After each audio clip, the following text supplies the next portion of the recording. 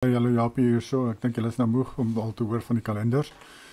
En ek het 'n update vir julle. Jou het vir my 'n video op my YouTube gesit wat hy wou gehad het ek moes sien. En dit is 'n video oor wanneer is die equinox volgens 'n sundial. Die ou het 'n sundial en dan plaas hy die video op YouTube. Kom ons kyk gou wanneer wys sy sundial begin die of is die equinox.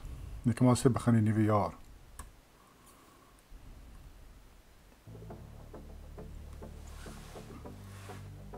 Here's 9/22, and it appears that we have that perfect looking crosshair in the middle of the armillary that you're looking for on an equinox event.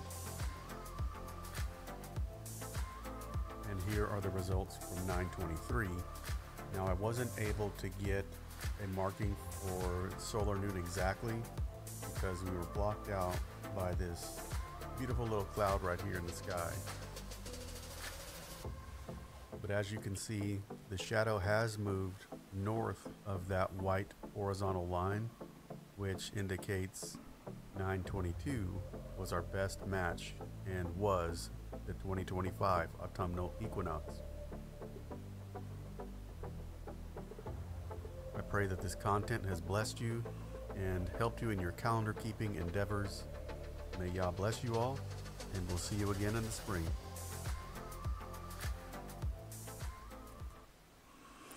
So daar het julle dit 22ste September is die equinox. Nou wat dit gaan veroorsaak is, hierdie was die oorspronklike datums wat ek vir julle gegee het. Maar ek het dit gevat volgens die 24ste, as dit die 24ste September is, die nuwe jaar. Maar nou is dit nie. Nou moet dit 'n week aanskuif. Want, onthou julle wat het, hoe werk 'n Zadok kalender? Die equinox, die 22ste September, dit is maandag. Net seker maak hierso, ek wil nie nog 'n video oor doen nie. So die 24ste September is die Woensdag, maar die 22ste September wat die equinox is 'n maandag. En jy moet 4 dae kan tel tot by die Woensdag. En jy kan nie 4 dae tel nie, jy kan net 2 dae tel. Maandag en dan 'n Dinsdag en dan Woensdag.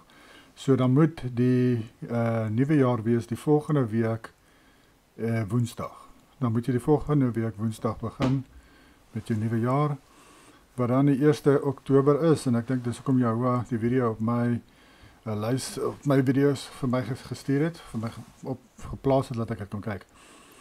Sodat ek kan sien, wanneer moet ek eintlik dan begin.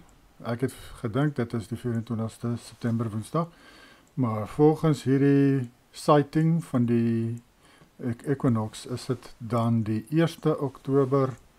So, julle kan kies of julle wil nog steeds hierdie ene volg, soos wat ek vir julle gestuur het, of julle kan dan hierdie nuwe een wat ek nou vir julle hier gaan wys,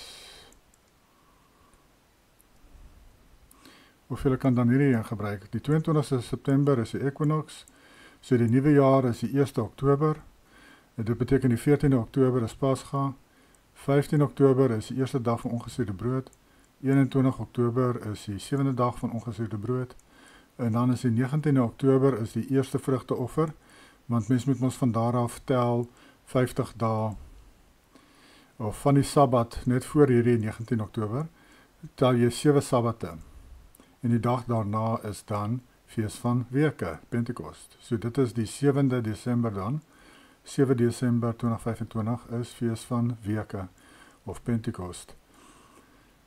En dan die feeste in die begin van volgende jaar is 1 April, is dan 2026, is trompette.